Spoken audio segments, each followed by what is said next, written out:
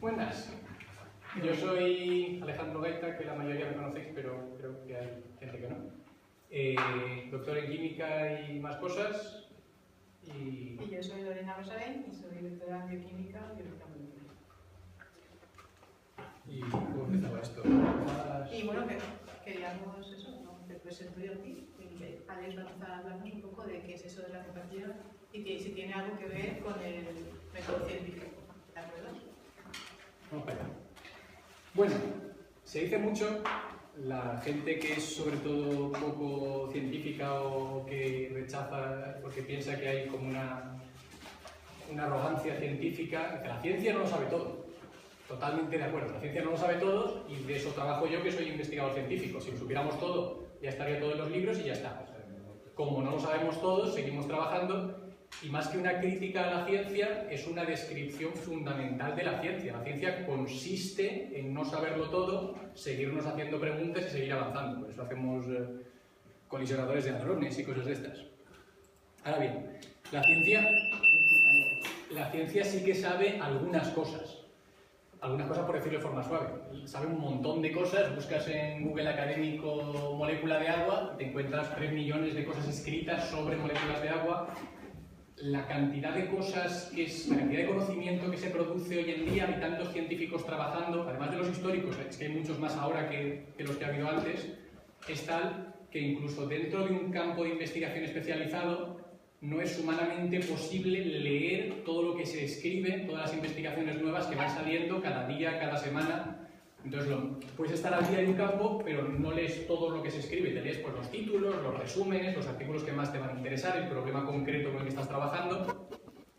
Esto es importante tenerlo en cuenta porque el tener tanto conocimiento acumulado implica que no nos vale cualquier cosa. Entonces, la ciencia sabe muchas cosas. ¿Cómo sabe estas cosas la ciencia? Muy bien, pues ¿cómo se saben las cosas?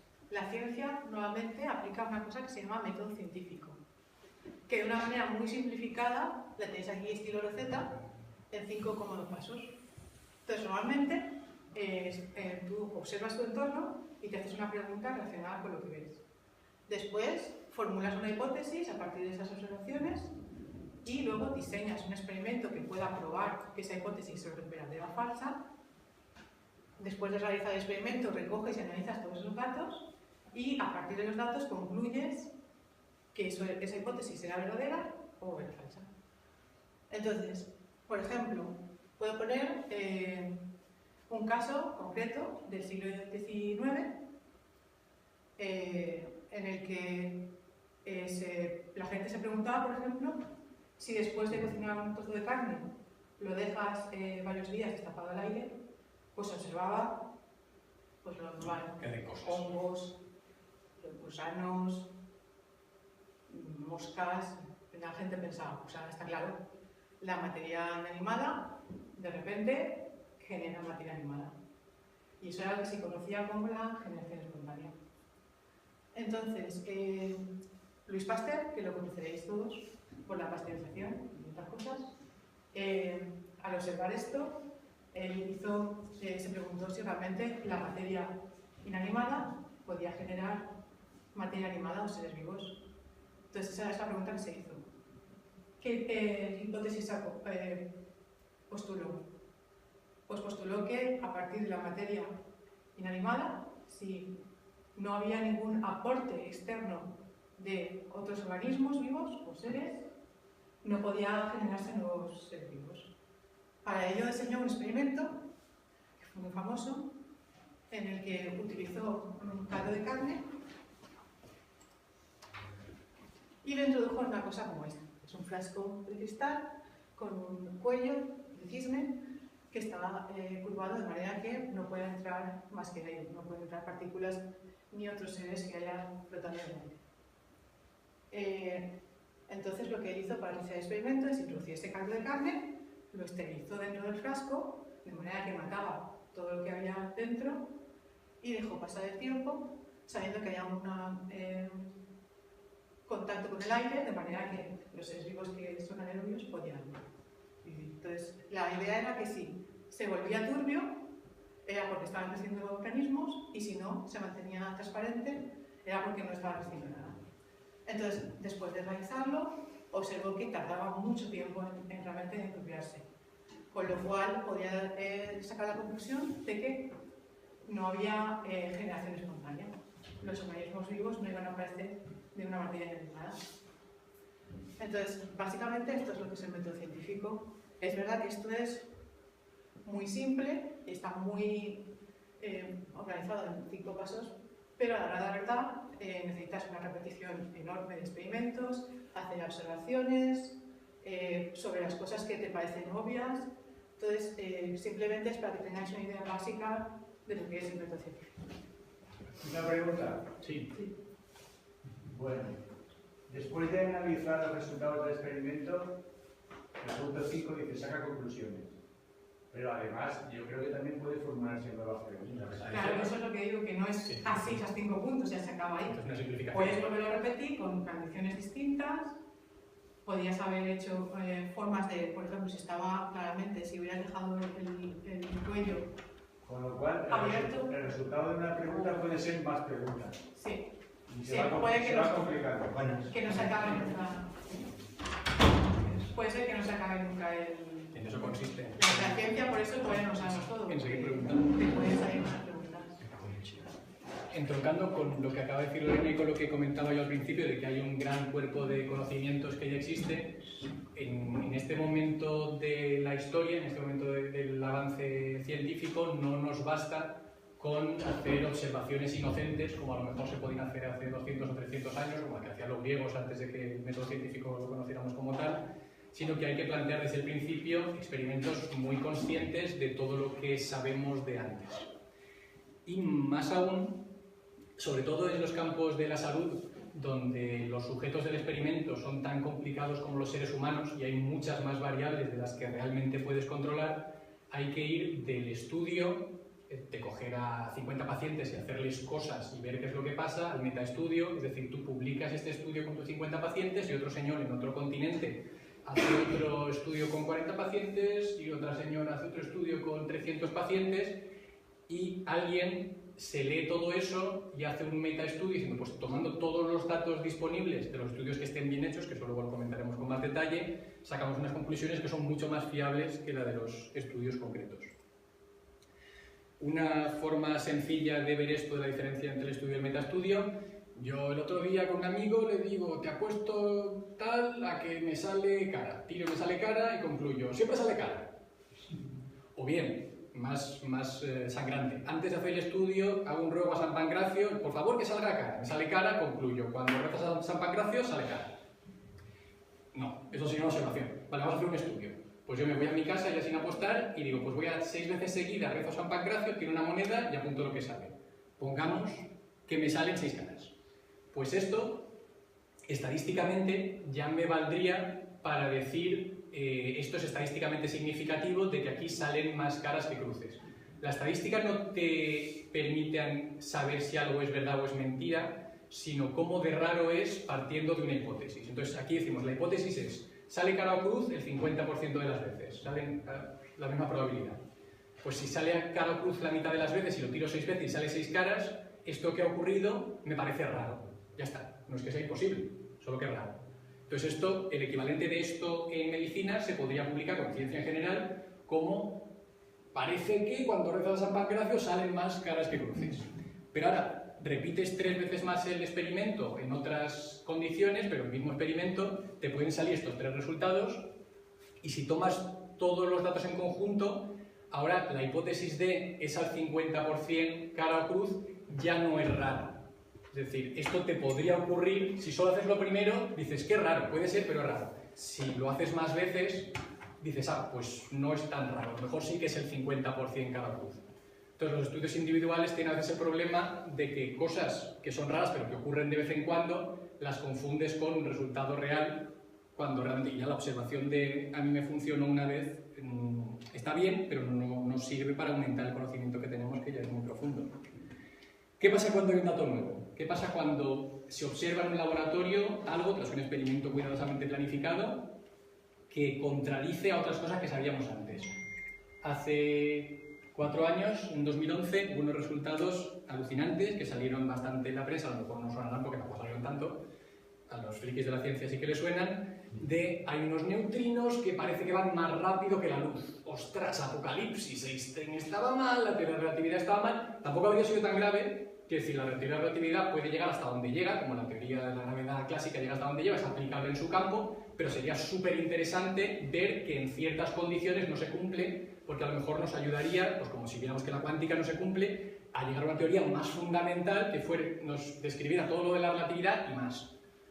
Pero entonces la ciencia, cuando le dan una bofetada y le dicen Einstein estaba todo mal, no dice atrás, te quemo en la hoguera, ¿no? Dice, bueno, pues vamos a ver porque es súper interesante.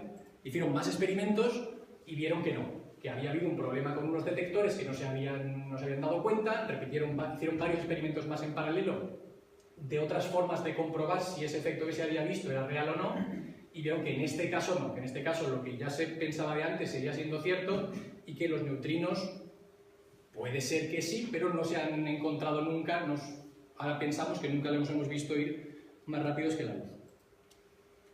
Pero es interesante también darnos cuenta de que los neutrinos más rápidos que la luz tampoco son una estupidez científica. Las partículas más rápidas, hipotéticas más rápidas que la luz, se llaman taquiones, y en 2015 pues, nos han publicado cientos de miles, pero se han publicado cientos de artículos sobre los taquiones como partículas teóricas. Es decir, los físicos se dedican también a pensar en esas cosas y no a pensar haciendo metáforas o poesía, sino haciendo sus cálculos y sus ecuaciones. Es decir, si algún día nos encontramos que esto existe, hay ya varias teorías detrás que compiten y cómo podrían ser, cómo podrían comportarse. Pues a lo que hemos venido aquí. A ver, ¿qué es la homeopatía?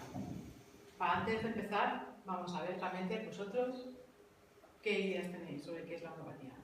¿Alguien quiere decir lo que piensa que es? Lo que ha entendido de lo que ha visto en las farmacias, la publicidad. Una estafa. ¿Perdón? Una estafa. Una estafa. Yo estoy de acuerdo con eso. ¿Hay más puntos de vista? Una estafa que consiste en que ¿qué es lo que te venden con la homeopatía? Porque eran los curanderos antes. Nada, es una sustancias concretas a una cantidad muy pequeña disuelta en agua. Ese es otro punto de vista. Sala, poquito de rana. También. ¿Alguien más? Estamos buscando más explicaciones concretas que... La homeopatía, si es a la de 10, a partir de las 7 CH no encontramos moléculas.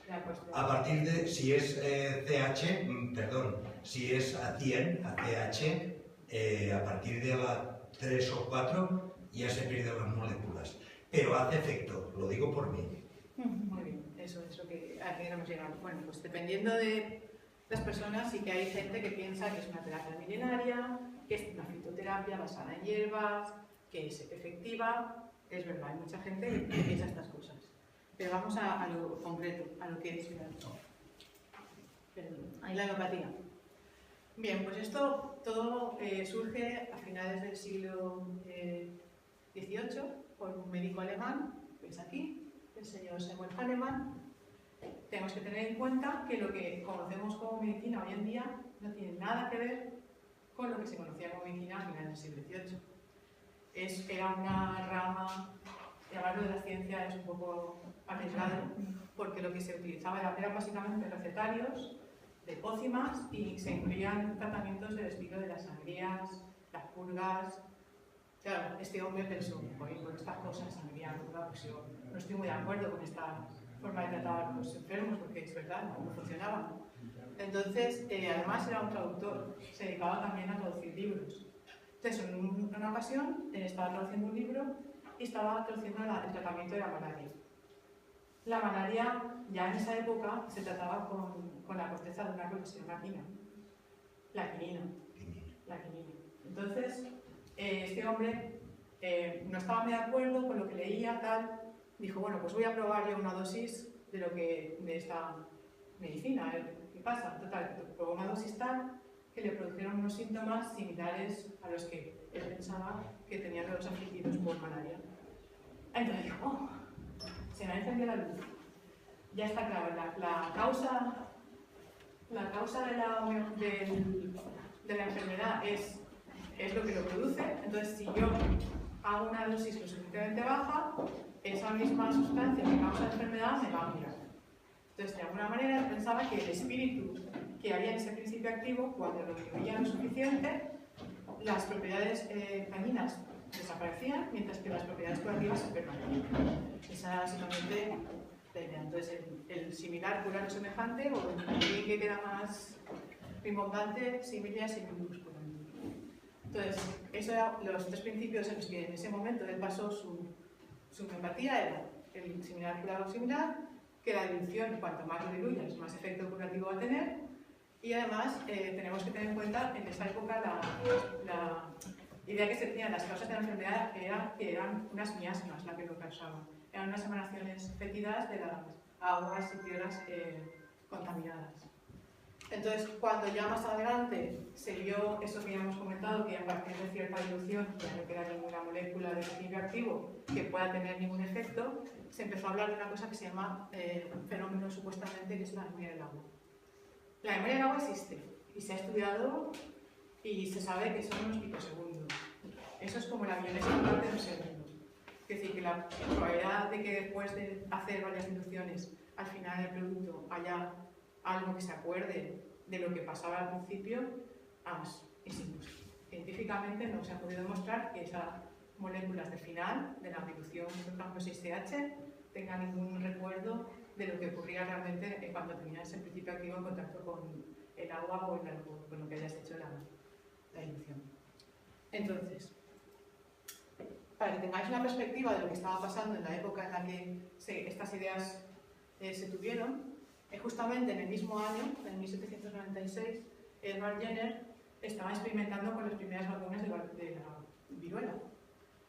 Él observó que cuando las lecheras, las chicas que ordenaban las vacas, estaban en contacto con vacas que habían contraído una enfermedad similar a la viruela humana, luego no tenían la viruela, o si la tenían, tenían unos síntomas mucho más leves que la que podía tener una persona que cogiera la viruela sin haber contactado antes con la luz. Entonces, su hipótesis fue que alguna cosa que estaba en esa enfermedad, o sea, la enfermedad de las vacas, podía proteger de alguna manera a las personas que la habían contraído. Para probar su hipótesis, diseñó un experimento en el que extraía líquido de las pústulas de las vacas y se lo inyectaba a personas sanas. Aparte de cuestiones éticas de hacer estas cosas, está el tema de que luego el tema funcionó. Es decir, hizo experimentos y entonces lo hizo en repetidas ocasiones, inyectando esos líquidos de las pústulas, y consiguió que esas personas se inmunizaran. ¿Cuál era la conclusión que nosotros sacamos ya ahora, hasta esa altura? Porque en esa época no se conocía. El caso es que el sistema inmunitario entra en contacto con un virus, en este caso era una cantidad pequeña del virus de la viruela de las vacas, lo reconoce, reacciona creando unas proteínas llamadas anticuerpos, y esos anticuerpos defienden al cuerpo, o sea, luchan contra los virus y te permiten no tener los síntomas de la enfermedad. Vale, entonces, claro, aquí está claro por qué hay una diferencia básica entre lo que era la homeopatía y lo que es la experimentación con vacunas. En primer lugar, lo que hace una vacuna es utilizar el agente que causa la enfermedad. En el caso de la homeopatía no se utiliza el agente que causa la enfermedad, por mucho que te den quina, tú no vas a coger malaria. Entonces es un fallo básico de lo que él estaba utilizando como principio. Entonces, además, también la dilución, está claro que en la vacuna va a haber una cantidad limitada de virus, muy pequeña, para que no te produzca de verdad la enfermedad. Lo que te van a dar en un producto homeopático muchas veces no contiene ni siquiera una molécula ni se acuerda de lo que había ahí originalmente. Entonces hay que tener en cuenta eso. Luego, si tenemos en cuenta la época, hasta casi un siglo después, no se sabe ni siquiera el tamaño de una molécula. La primera estimación fue casi 70 años después. Con lo cual, al no saber los tamaños de las moléculas, no podían saber que en qué momento la dilución ya no contenía ninguna molécula. Y por otro lado, la causa de la enfermedad real, hasta casi principios del siglo XX, no se desarrolló la teoría microbiana del Pasteur, con lo cual se demostró que había una causa de unos microorganismos que había ahí. no tenían ni idea. O sea, a pesar de que los dos vivían en una época similar y tenían unos conocimientos parecidos, hay una diferencia básica que es que Jenner sí que realizó experimentos y Hahnemann no. Entonces, eso es bastante importante. Entonces, ahora pasamos al siguiente. Vamos a ver. Dentro de los preparados homeopáticos, uno bastante popular y que se vende en farmacias es que luego cómo salió, si hay tiempo, Lorena nos cuenta la historieta. Es un preparado de un hígado y corazón de una especie concreta de un pato bávaro, que le coges una porción y la llevas a 100 mililitros, coges un mililitro, la llevas a 100 mililitros y repites el proceso 200 veces, si haces una dilución en serie, pero muy profunda, por decirlo con palabras suaves, y el resultado final es la huilla esta, pues la impregnas unas pastillas de azúcar y te lo tomas. Esto, decir que no queda una molécula es decir poco, y bueno, esto es más fácil de entender con un trasfondo de ciencias, pero las potencias de 10, si os acordáis, y si no luego os pongo un ejemplo para que se entienda, esto tiene una parte del preparado original en 10 a la 400 partes de agua. En el universo hay 10 a la 80 partículas. Y de 80 a 400 no va la diferencia que puede aparecer, sino que va muchas más. En 10 universos habría 10 a la 81 partículas. En 100 universos habría 10 a la 82 partículas. Pues hasta 10 a la 400 es espeluznante, vamos, el mundo. Me he preparado un ejemplo, pero como parece que lo de las diluciones sí que está controlado, lo digo bastante deprisa, porque no hace falta, pienso yo, entenderlo tanto. Si suponemos una aula como esta, pero o más grande o con la gente más apretada, con un profesor y 99 alumnos, ahora cogemos a una persona al azar, repartimos papelitos y la pasamos a la sala de al lado donde hay 99 alumnos esperando. Entonces habremos cogido al profesor con una probabilidad de 1 entre 100. Con 100 personas, pues 9 de cada 100 habremos cogido al profesor.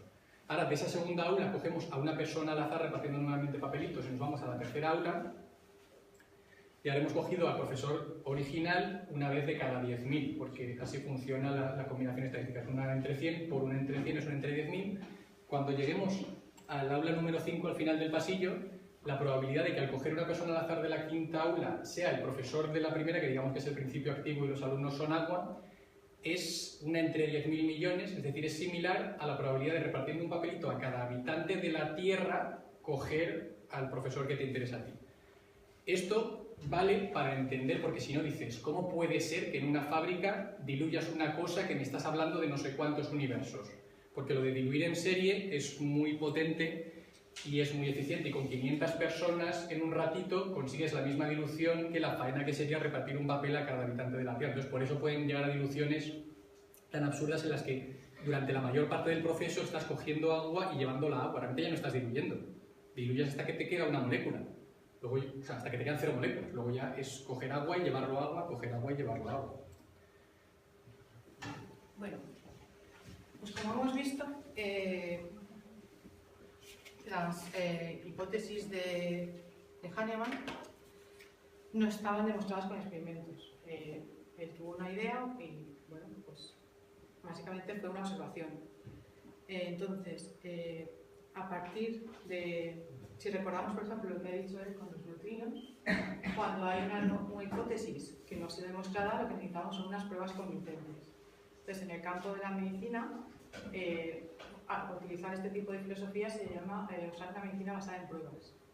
Hay una organización sin ánimo de lucro muy importante que se llama la Colaboración Cochrane, este es su logo, y es la que se encarga básicamente de realizar metaanálisis a nivel de ensayos clínicos, a nivel de, pues eso, coma conodales. El metaanálisis es simplemente revisar sistemáticamente una serie de estudios sobre una intervención médica, por ejemplo, ya sé utilizar un medicamento para atacar el corazón y ver en todos esos experimentos que sean similares porque se ha utilizado el mismo medicamento, ver qué efecto ha tenido. Y puedes juntar, por ejemplo, pues, todos los estudios que se hayan hecho que tengan una calidad mínima, sobre todo en varios criterios que tiene en cuenta esta organización. Es muy ilustrativo justamente su logo, porque no sé, estará representando justamente un metaanálisis concreto que se hizo en 1969.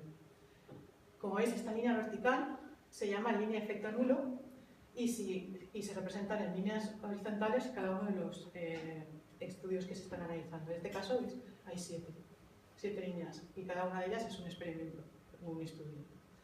Cuando está tocando la línea de efecto nulo, significa que en el caso concreto de ese estudio no se vio una diferencia entre el grupo control, que era el grupo con el que se estaba tratando con el tratamiento habitual que se realiza en Svitam generalmente, con el grupo que se trata con el nuevo medicamento que se quiere probar. Entonces, por ejemplo, en este caso está claro que el efecto, pues no se vio un efecto concreto. A ver, el caso concreto que se define aquí es el del uso de esteroides para tratar a madres que van a dar a luz a bebés prematuros. Se había propuesto, porque había estudios que decían que sí, que el tratar a las madres con esteroides hacía que los bebés prematuros murieran menos. Pero había varios estudios, como podéis ver, algunos que tocan el efecto nulo, quería decir que no estaba claro, aunque parecía que había un efecto, al tener una mala calidad, porque había pocos participantes, sobre todo, no podía hacer una estadística significativa. Sin embargo, hubo 2 estudios, de los 7 que se analizaron, que estaban claramente a la izquierda, es decir, había un menor número de muertes de bebés, en los cuales, pues, eso sí que parecía tener un efecto importante. Entonces, lo que se hace es un resumen de todos los datos, se engloban, y el efecto resumen es este rombo que veis aquí, que es teniendo en cuenta todos los datos, y se ve claramente, muy separado de la línea de efecto nulo, que había hasta una disminución de las muertes de bebés de un 30-50%. Quiero decir, había análisis de este estilo que estaban hechos, no en conjunto, pero los separados igual tenían 10 años de antigüedad. Y se sabía hacer este tipo de... las matemáticas no eran nada nuevas, se podía haber desarrollado esta herramienta matemática mucho antes o haberse comparado todos esos datos. Ahí fue alguien tuvo la feliz idea de realizar ese metaanálisis y a partir de ese momento se supo sin ninguna duda que realmente ese tratamiento con esteroides hacía que los bebés murieran menos. Claro, es una cosa muy importante, porque teniendo los estudios separados, había muchos que realmente no tenían una idea estadísticamente significativa. Entonces, para poder utilizar datos en un metaanálisis de Cochrane se requieren una serie de requisitos muy importantes para que tengan la calidad suficiente, es decir, un número mínimo de participantes y que, por ejemplo, aquí estoy explicando el doble ciego. ¿Qué es el doble ciego? Por ejemplo, para un estudio en el que queremos dar a las personas un medicamento homeopático o un producto homeopático que trata de la gripe. Siempre tenemos 2 grupos, el grupo control, que es al que le vamos a dar el placebo es la sustancia inocua que no tiene efecto conocido. Y al otro le vamos a dar ese producto que queremos ver si tiene efecto o no. Entonces, el doble ciego significa que no solo estos pacientes no saben qué les van a dar, por eso es habitual en todos los estudios, tú no sabes lo que te van a dar, si es el verdadero producto o el producto placebo, y el médico que te lo administra tampoco lo sabe. Porque cuando un médico sabe lo que le está dando al paciente, por mucho que intente ser honrado y ser totalmente ecuánime y tratar igual a todos, si sabes que le vas a dar un producto que tú piensas que va a funcionar, no es lo mismo que si tú le das un producto que piensas que es un placebo. De alguna manera se lo puedes transmitir, y entonces eso se ha demostrado que no se puede hacer sin doble ciego para que los datos sean realmente creíbles. Entonces, ¿qué es lo que se sabe gracias a los metaanálisis de esta colaboración con Cochrane? Pues esto es un caso concreto, pero a día de hoy Cochrane ha hecho al menos 15 metaanálisis sobre productos homeopáticos que tratan diferentes dolencias, desde asma hasta gripes, dolencias del corazón, etc. Entonces, en este caso concreto, este es de justo de enero de este año, y se estudió el uso del Oscillococcinum, que es el que Alex ha comentado antes, y se quería saber si tenía algún efecto sobre la gente que tenía gripe o la gente que tenía dolencias similares a la gripe. Entonces, en este caso se vio que en todos los casos, en realidad en los 15 estudios que realizó, los 15 metaanálisis, que no se pudo demostrar que tuviera un efecto superior al placebo. Entonces, realmente... Así ya. Sí. Entonces, si después de todos estos estudios tan rigurosos, de haber tenido en cuenta tantos datos, aportado tantos estudios, y no se puede decir que está funcionando mejor que el placebo, realmente vale la pena que tener directamente el placebo. No. Entonces, la siguiente, ¿paso, Alex? Sí, y aquí es importante porque hay mucha confusión sobre qué es... Ah, vale. Sobre, pues abrí un poco la ventana igual. Sobre qué es el efecto placebo. Entonces, antes, igual que antes hemos hecho una pequeña ronda de qué pensáis que es la homeopatía, ¿qué me hacéis? Es que me vaya. Pero si ya está acabando, ya da igual. Ya hemos llegado muy tarde, ¿no? Si me podéis decir ideas que tengáis de qué es el efecto placebo y luego concretamos un poco más porque es un tema que nos interesa. Materia inerte no tiene nada, solo el efecto placebo. El efecto es sugestión. ¿Alguna cosa más? Psicológico. Cuando te cae el pequeñito y la mano queda un besito en la vida. Funciona. Vamos a ver. Es el efecto de la mente sobre la capacidad de la mente que ejerce sobre nuestro cuerpo, ¿no? También psicológicamente. Y te vamos a poner buena nota. Preguntas. Algunas de las cosas que habéis dicho no son el efecto placebo, sino la causa del efecto placebo. El tema es que el efecto placebo es un efecto, no es ni una magia ni una cosa de es que estás tonto y te crees que te has curado. Y eso, los libros estos no los vendo, que son míos, pero lo recomiendo.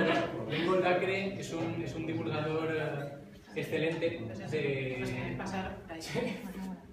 de The Guardian, un periódico británico, que hablaba primero de mala ciencia y luego de mala farma, de malas prácticas de compañías farmacéuticas, que les pega a todos, digamos, les pega a los pseudocientíficos, pero también a los científicos que hacen mala ciencia por intereses económicos o por desconocimiento.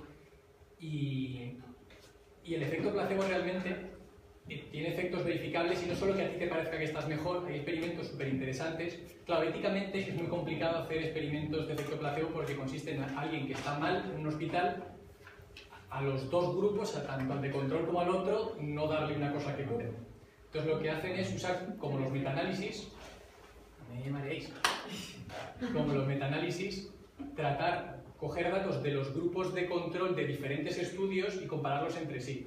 Entonces se vio, por ejemplo, que para úlceras estomacales, metiendo una sonda gástrica, la gente que se tomaba 4 pastillas de azúcar se le reducían más las úlceras que los que se tomaban 2 pastillas de azúcar. Y no porque el azúcar hiciera nada, sino porque tomarte 4 no es que te pienses que te duele menos, sino que de verdad tú generas cosas que te hacen que tengas menos. Y también han comprobado, lo que pasa es que tiene mucha fuente cultural, que es lo que lo hace complicado. Entonces, para nuestra cultura, por ejemplo, las pastillas de azúcar azules funcionan mejor como sedantes que las pastillas de azúcar rojas, aunque te digan que son sedantes las dos. Sí.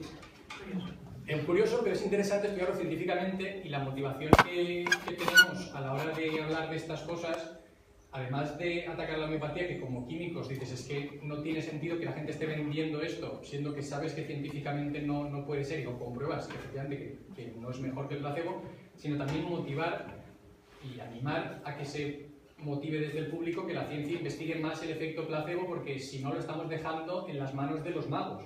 Es decir, hay una gente que te cuenta unas historias y te vende algo que te cura por efecto placebo, en vez de estar estudiando nosotros. Pues por ejemplo, si en el sistema público de salud decimos, si un médico puede atender en 4 minutos, mejor que en 7. Pues en parte los homeópatas te curan porque te atienden 1 hora o media hora, te hacen caso, te sientes atendida y entonces pues a ti pues, te pones mejor. Y si te tratan en un momentín y te dan una cosa sospechosa, dices, pues me encuentro peor y no me hace tanto efecto. Entonces el investigar el efecto placebo científicamente es lo que tenemos que hacer. Es decir, no es decir los científicos que a veces dice la homeopatía o otras pseudociencias dicen los científicos lo quieren tapar, no quieren investigar, al revés. Lo que queremos es investigar de verdad lo que está pasando, no lo que me estás contando, que está basado en una teoría, por llamarlo de forma generosa, de hace 200 años, que no se sostiene. O sea, eso no tiene memoria y eso no queda nada. Y el trocito, había unos, o sea, están los homeópatas, digamos, industriales y los más alternativos que hacen diluciones del muro de Berlín para curar cosas. O sea, son para curar problemas de separaciones y, es decir, hay insensateces completas que lo que hay que investigar es qué es lo que está pasando de verdad a nivel molecular. Teníamos el mecanismo ese de unas ratas a las que les hacían un grupo control que les estaban inyectando morfina y como notaban, cuando sabían que les habían dado la morfina ya se habían acostumbrado y no notaban una plancha caliente que les ponían en el muro. Entonces, al principio pues podían tener una cierta reticencia a tocar la plancha, pero cuando ya estaban acostumbradas a que les tocaba morfina antes, pues ya al final les empezaron a inyectar en vez de morfina un placebo y seguían notando el efecto. O sea, no era una cosa... El placebo sí funciona en animales y en niños. El placebo funciona en animales, por mucho que les digan que no. Publicado. Funciona en animales y en niños, eso es una cosa importante. Y luego, si les inyectaban, lo guay es que a nivel molecular también empiezas a entender cómo funciona, porque si en vez de suero fisiológico les inyectaban otra cosa concreta, que era un antagonista de receptores opiáceos o no sé qué historia, porque sabían exactamente qué receptor estaba interviniendo en esa ruta de señales, o sea que sabían, ya se está empezando a conocer realmente cómo funciona ese mecanismo de placebo. Que era posible químicamente bloquearles el efecto placebo. Es decir, te inyecto morfina, no te duele, te inyecto suero fisiológico, tampoco te duele porque te piensas que es morfina, te inyecto otra cosa y aunque tú te pienses que es morfina, te bloquea porque químicamente hemos puesto una molécula que te tapa el efecto placebo. O sea que esa química es superior a la otro tipo. O puedes creer que te está haciendo efecto, pero si te meten ese agonista ya no funciona. O sea que no es todo la mente tampoco. Claro. La mente, pero la mente es muy importante, pero hay no cosas... es una mente que es un alma incorpórea, la mente trabajando con las moléculas, que es lo que somos. Sí. Y yo qué sé. Y este último... Esta es la transparencia, resumen de una iniciativa que sacaron hace unos años. Y no sé, preguntas y gracias por vuestra atención.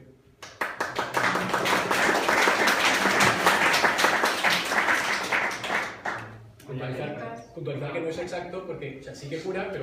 Perdona, si no cura, porque se la dan, por ejemplo, a las vacas. Y si tiene resultado. Y la vaca no tiene... Que sí que tiene, como la rata. Tiene parte de efecto. Está claro que hay cosas que no nos van a curar, la homeopatía, pero... Ahí ya. Físico. No, me voy a comentar, bueno, yo es que trabajo en temas de investigación sanitaria y bueno, aunque no soy de formación sanitaria ni formación médica, pero al final se te va pegando. Todo esto de la homeopatía al final es toda una cultura y un mercado que mueve cientos de millones de euros solo en este país cada año, que se alimenta fundamentalmente de dos cosas. O sea, lo que habéis comentado, el efecto de al sentirte medicado, tú mismo te autosugestionas, y eso en cierta medida, dependiendo de la enfermedad que estás tratando, pues en cierta medida ayuda a algo en parte. Y luego hay otro efecto que es el de regresión a la media, es decir, tú siempre que estás enfermo por alguna cosa, o sea, tú tienes una gripe, algún problema agudo en un momento concreto, o acabas muriéndote o acabas curándote. Es ley de vida. Entonces, cuando te tomas un caramelo y sabes que es un caramelo, no entiendes que no es por el caramelo, pero cuando te dicen que ese caramelo es un fármaco homeopático, porque es lo mismo al final, es agua con azúcar, como que te acabas curando, como no podía ser de otra forma, pues lo asocias a eso y vas retroalimentando esa cultura de la homeopatía. Y, por ejemplo, hay países donde la prescriben los médicos. O sea, cuando le llega al paciente que entra en una consulta y piensa que no puede salir de allí sin un fármaco porque lo necesita, pero el médico sabe que no lo necesita, pues le acaba prescribiendo un fármaco de estos homeopáticos que en realidad tiene la misma caja de un fármaco normal, pero en el código de barras se identifica que en realidad no es nada. El fármaco el paciente se lo acaba tomando y se queda tranquilo en casa, ¿no? Eso en España no sucede, o sea, aquí no se comercializan ni se venden esos fármacos trampa.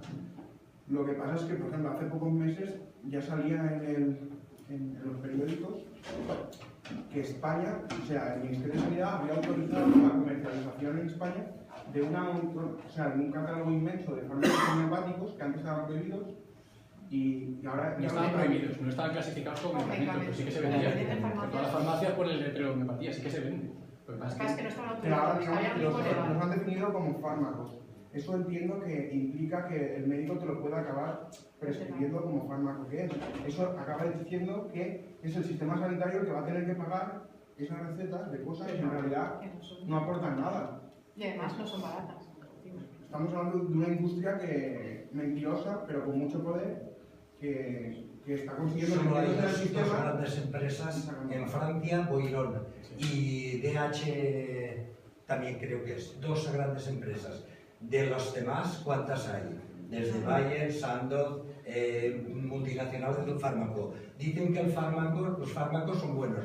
Dime lo que le daban a las mujeres hace 40 años para quitar las náuseas y los niños que han salido sin brazos. Esos con muchos estudios que había.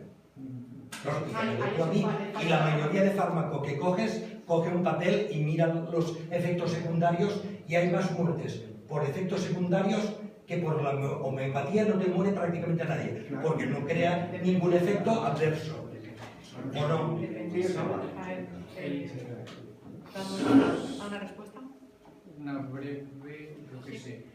¿Sí o no? Lo que he dicho yo de los medicamentos. Los libros estos que tiene detrás molan un montón, porque Ben Goldacre es un científico y divulgador y médico bastante objetivo. De cuando hay que cargar contra las farmacéuticas, se carga a tope. Y ¿cuántos muertos hay al año a través de las farmacéuticas? Y fallos que tienen las decir que la teoría de la homeopatía está vacía no significa decir que las farmacias son buenas. Las compañías farmacéuticas pueden ser muy malas, pueden hacer actos muy depravados y conseguir curar a mucha gente, pero eso no valida que una teoría que no es sea. Y si se hacen estudios que no encuentran validez, el que la competencia sea malvada no hace que el otro sea bueno. Que eso funcione. Francia, Holanda, Dinamarca tienen la homeopatía en la seguridad social. Lo sabemos y por eso nos preocupamos que aquí también lleguemos a tenerlo. ¿Y por qué no? Yo sí que quisiera que estuviera. Efectivamente, pero el objetivo de esta charla era convencerle de que no. De que no.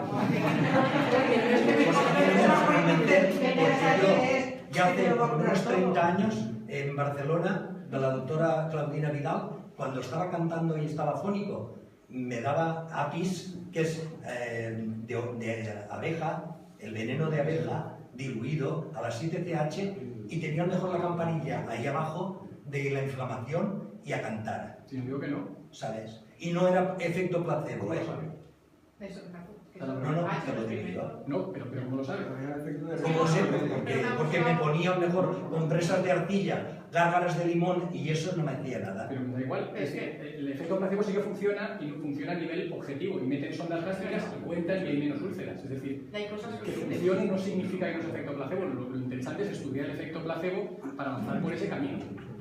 Una cosa.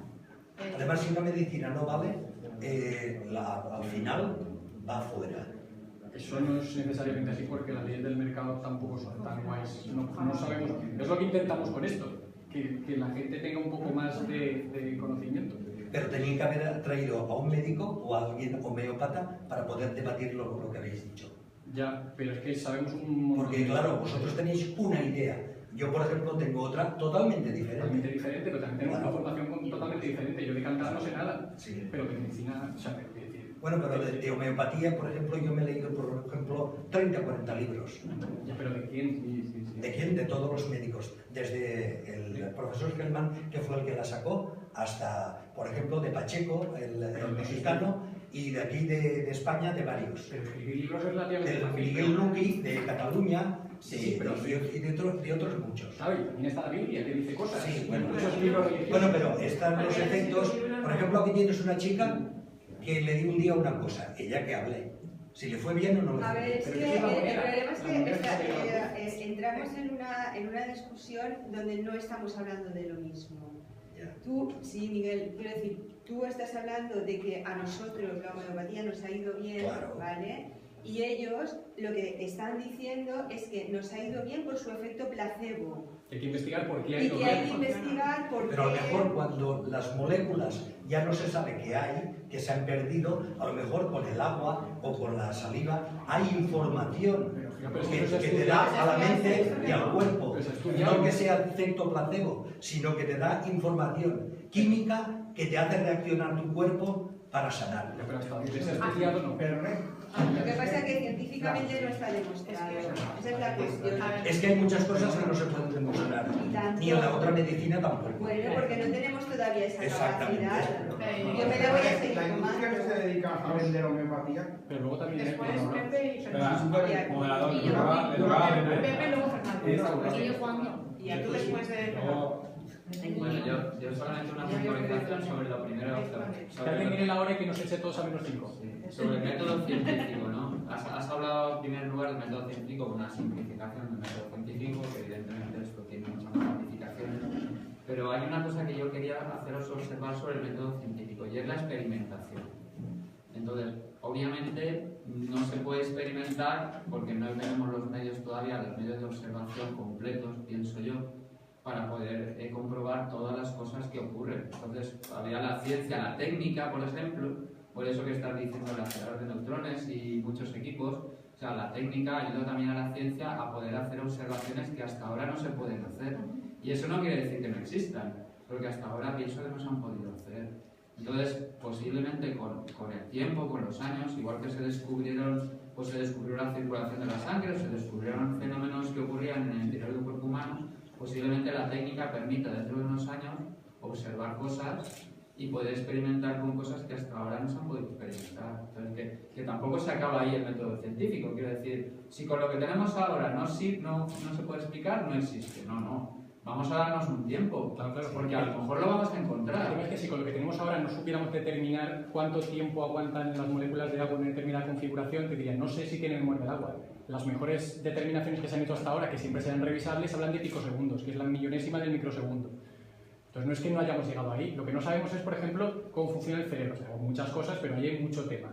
Pero la dinámica de las moléculas de agua, que es relativamente sencilla, ahí sí que estamos, y ahí sí que estamos sacando cosas. Y vemos que la memoria es muy corta. Entonces, que decir esto es porque le queda una memoria larga, no. Pues Yo leí un artículo flojo sobre burbujas, que hablaban de la subfusión esta de la homeopatía, que con las burbujas se quedaba algo. Pero era muy flojo y conforme te ibas a diluciones altas de las propias burbujas, aquello veías que las barras de error eran muy gordas y que no. Pero sí que reconoces entonces que con los métodos de experimentación Claro. se mejora o se conocen, cada vez la ciencia avanza más. Claro. Quiere decir que no nos centremos solamente en lo que tenemos hoy ahora. Que... Pero hay que distinguir las cosas que no sabemos y las que sí sabemos. Los métodos científicos, aunque avancen, no nos van a decir que la luna es de queso. Porque eso ya sabemos, no sabemos de qué es Alpha Centauri, pero la luna ya hemos ido y hemos cogido muestras. Pero la memoria del agua avanzaremos, pero con las moléculas solo no. A lo mejor hay cosas, pero si no hay pruebas con los metaestudios de que aquello tenga un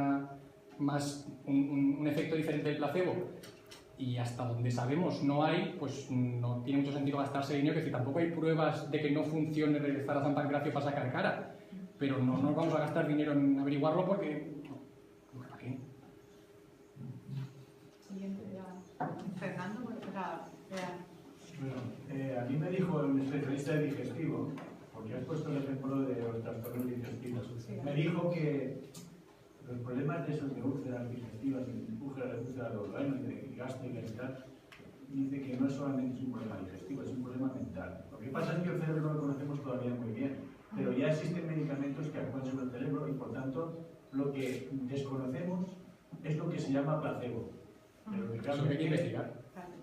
Pero ya existen, ya se ha experimentado y se ha conseguido incluso medicamentos que actúan sobre el cerebro y que resuelven problemas que están lejos del cerebro. Es decir, que habrá que investigar, habrá que conocer cómo funciona el cerebro. Es que el dolor es súper importante y el dolor está solo en la cabeza. O sea, si a mí si me quitan un brazo, eso no me lo estoy imaginando.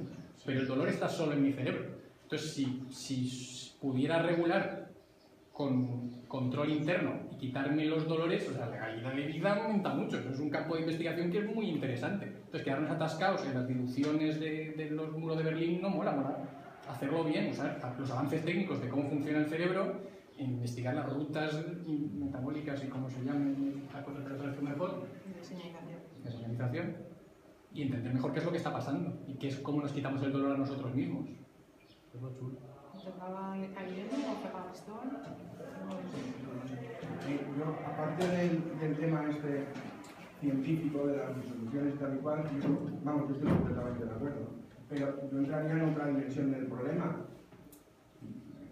Yo lo tengo claro, claro, entonces la homeopatía son patrañas, ¿no? Y es una manera, o sea, de ponerle la cabeza a mucha gente, crear ilusiones. ¿Y por qué no? Perdona, es que estoy hablando con sí. Lo que quiero decir es que esto es delictivo. O sea, hay gente que se está creyendo que se va a curar el cáncer por tomarse determinadas cosas y que se recorre el país o Europa en busca de ese fármaco que es una pantomima, pero que se va a dejar su dinero y su vida en vez de centrarse e intentar tomar una decisión coherente de si va a tener que realmente someterse a un tratamiento contra el cáncer o no en un hospital como toca, ¿no? Y eso pasa, y bueno, se ve en los periódicos de vez en cuando. Bueno, es eso. Es algo muy delicado. Pasan muchas cosas. Sí, sí. Porque, por ejemplo, la mayoría de médicos le dan fármacos. También sabes que todos no curan. Y si no, este no te va bien, ahora te cambia a otro medicamento, porque todos tampoco te van bien. ¿Y quién tiene más fuerza en las multinacionales del fármaco? Dos empresas que hay de homeopatía que no valen para nada, porque prácticamente un tubito de homeopatía vale 4 euros o 4,50. ¿Eso es un gran gasto para una persona? Eso no es así. Eso es un caso concreto que estás poniendo. No, y muchos, los que gastan homeopatía, lo que le viene a costar es eso, que ahora, lo que estaba diciendo de Anas Barbarie, para la gripe, que es, lo hacen de hígado de pato, que eso es para la gripe porque, claro, están criados en la Siberia, en los patos que hay allá, y aguantan el frío. Patos resfriados se ven allí. Pues, ¿tú has visto el vídeo? No, pero es que Mira, yo, sube las defensas. Sin menospreciar el efecto del placebo, creo que a lo mejor la homeopatía es la mayor defensora o la que más puede creer en ese efecto placebo precisamente, porque es la que lo produce. También pensemos que si pensásemos en realidad que eso no es nada, que es agua con nada, no nos curaría. Nos cura porque creemos que nos va a curar. No sé si me explico, o sea...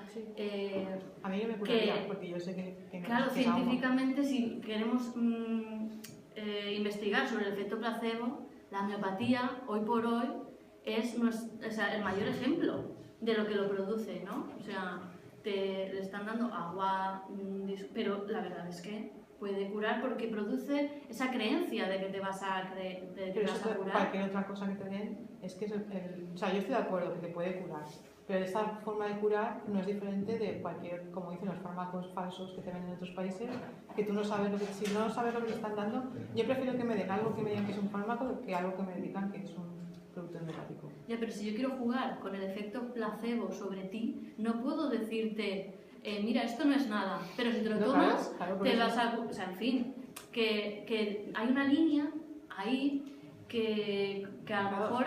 Pero es que la diferencia es que yo sé lo que hay, entonces como yo sé lo que hay, no me puedo hacer... Pero sabes tú, no es que se lo está tomando. Pero es discutible lo de que no lo puedas hacer, porque sí que si la gente está informada de que el efecto placebo funciona y de sus límites, le puedes decir, esto no es nada, pero te lo vas a tomar y el ritual te va a poner bueno.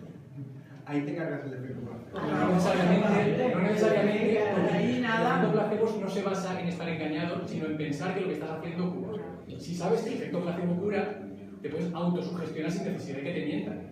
Y luego se puede y de acuerdo. Pero es que el efecto placebo te lo dan engañado normalmente. Normalmente sí, pero no ¿sabes que no te dicen esto es un efecto placebo? Pues entonces nada. Déjame que hable Fernando y yo luego quería hacer un... Bueno, ella va primero. Sí, bueno, varias cosas ya. Y además, contar lo que decía Irene, pues me parece lógico que si se llega a investigar, a demostrar que la homeopatía pues no es nada real, pues la gente en cuanto lo sepa dejar de funcionar, digo yo, porque si sabes que lo que te están dando es agua con azúcar, lógicamente no te va a funcionar, no vas a sugestionarte, tu organismo no va a poner de su parte, digamos, que es otra parte que quería comentar, que a lo mejor se puede investigar en la capacidad propia del organismo de autocuración, pero sin engaños, o sea, es verdad que eso te funciona, el igual de la pastilla. Sí, porque somos muy aficionados a ir enseguida al medicamento cuando muchas cosas, yo no estoy hablando de enfermedades muy graves, seguramente no se puede. Pero otra cosa, y otra cosa que quería preguntaros es la relación que hay, porque me parece que a veces se une la fitoterapia con la homeopatía. Esa es la gran conclusión. Hay muchas personas que piensan que la fitoterapia es homeopatía. Y no, por eso no tiene nada que ver. Son cosas diferentes. O sea, tratar con hierbas es una cosa que está demostrada. Es que a veces en productos homeopáticos o llamados homeopáticos resulta que son de hierbas. Sí, hay algunos que los llaman homeopáticos, pero cuando ves la concentración ves que es mentira, no tiene concentraciones homeopáticas. Hay cosas que te venden como homeopatía que no lo son. Entonces también es verdad que funciona porque realmente tiene una concentración a la cual el principio activo es que está presente en la concentración que puede hacer. La fitoterapia funciona no por efecto placebo, sino porque también, como la medicina general, también por efecto placebo. Sí, se puede misma medida que la medicina tradicional. Fernando y Fernando y ya, porque ya salimos andando. Bueno, está claro, ¿no? Que están vendiendo, está claro, habéis dicho que están vendiendo azúcar, no lo tenemos claro todo el mundo, creo yo, ¿no?